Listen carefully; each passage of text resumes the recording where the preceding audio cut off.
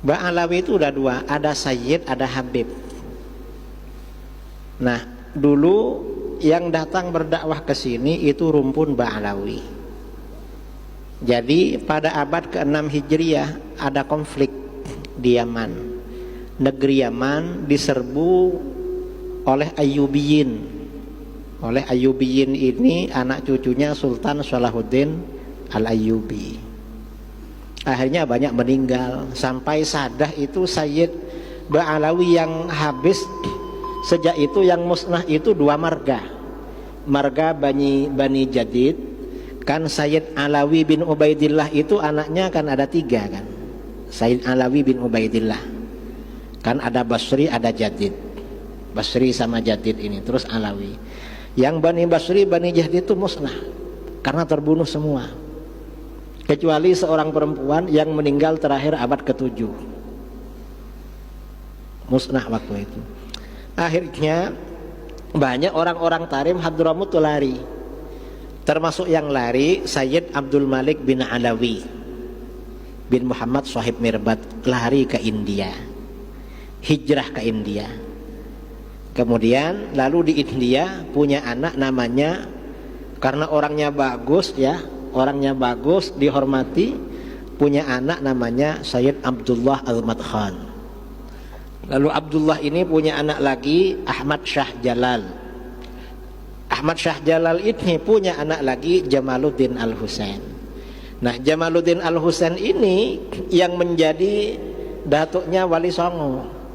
Karena para dai, ulama di Indonesia, di Nusantara rata-rata cucunya Sayyid Jamaluddin Al-Husain. Beliau ini yang datang ke Campa menikah, kemudian sama anak cucunya berdakwah ke Aceh. Lalu anak cucunya disebar, lalu beliau juga melanjutkan dakwahnya dan meninggal di Wajo di Sulawesi. Itu Ba'alawi itu. Lalu kemudian pada abad ke berapa ya? Beberapa ratus tahun kemudian kalangan habaib ke sini. Yang pertama kali datang itu dari klan Basyaiban. Kemudian habib-habib yang lain ke sini. Itu nasabnya sahih. Dan gak ada yang namanya tesis. Mengapa terjadi seperti itu?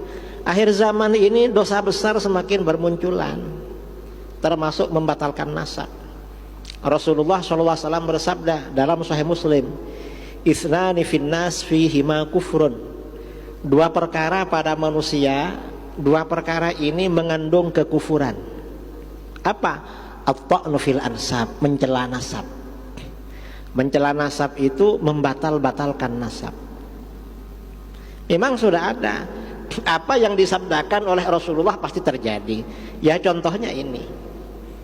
Dan sekarang kelompoknya ini yang dibatalkan bukan cuma nasabnya Habib, nasabnya orang Jawa dibatalkan semua. Sama ini. Mengapa kelompok ini sudah berani ngomong bahwa penduduk Jawa itu bukan anak cucu Nabi Adam? Anak cucunya siapa? Manusia sebelum Nabi Adam. Ini kan batalkan nasab kan. Sudah ada yang ngomong begitu. Kelompok ini sudah batal semua. Nah, kalau bukan anak cucunya Nabi Adam dari mana? Gak bisa. Gak bisa kawin saudara kalau bukan jenis, kalau beda jenis. Sebenarnya yang sama-sama punya kemaluan, kan monyet kan punya ya, artinya mirip-mirip lah dengan manusia kan. Monyet, kemudian orangutan.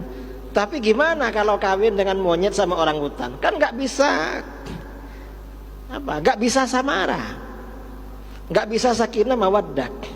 Karena sakinah mawaddah itu kalau satu jenis kan yang bisa mawaddah. Nah, kita ini orang Arab, kita dapat orang Arab oke, dapat orang Cina oke, dapat orang Eropa oke, orang mana? Mengapa? Satu jenis memang, sama-sama anak cucu Nabi Adam. Ini dibatalkan sama kelompok ini, bukan anak cucu Nabi Adam. Sudah parah ini. Cuma saudara ya kurang mengikuti sebenarnya itu. Saya kan mengikuti apa orang-orang ini kok dibatalkan semua? Kufur itu. Mengapa kufur? Karena di dalam Al-Quran ya Bani Adam kan, wahai anak cucu Adam. Berarti keliru Al-Quran bilang ya Bani Adam. Makanya kufur itu. Ada kufur-kufur di ini ya, masalah nasab. Jadi kita jangan ikut-ikut itu. Habib-habib itu kalau yang memang benar-benar habib itu nasabnya sahih kepada Rasulullah SAW. Sahih memang, enggak perlu diragukan. Kadang-kadang yang dijadikan bahan menghujat itu habib-habib yang nakal-nakal. Ya memang Habib ini manusia juga, dan Rasulullah juga tidak menjamin anak cucunya soleh semua. Enggak ada jaminan. Makanya Rasulullah bersabda, wahibbu ahla baiti li hubbi, cintai keluargaku karena mencintai aku. Artinya apa? Jangan mencintai keluargaku karena soleh. Karena kalau mencintai Habib karena soleh, sama yang gak soleh gak suka kita. Kalau mencintai Habib karena alim, sama yang bodoh gak suka. Mencintai Habib karena khair, baik, suka ngasih uang, sama yang minta-minta, yang dabir-dabir gak suka. Ya mengapa? Ya memang seperti itu. Ya kita ini cinta karena cinta kepada Rasulullah. Dan Habib-habib itu levelnya beda-beda. Kalau Habib yang alim, yang soleh, maka selain dicintai juga menjadi teladan, menjadi panutan. Kalau cuma Habib saja tidak soleh, ya cinta aja lah. Lalu Habib tidak soleh masih bodoh lagi, ya cinta aja, tapi jangan disuruh ceramah. Keliru loh, kok itu suruh ceramah Habib itu? Ya jangan kalau gak bisa apa-apa. Yang alim mereka ini banyak juga. Sekarang ini karena Habib kadang-kadang disuruh ceramah viral, akhirnya ceramahnya ngawur itu. Kan ada Habib-habib yang viral gak bisa baca kitab itu, dan ceramahnya ngawur terus. Yang begitu jangan diundang suruh ceramah, ya dihormati aja, dicintai aja. Lah Habib yang nakal dari dulu ya ada Sayyid yang nakal, bukan cuma di sini, hatta di Mekah.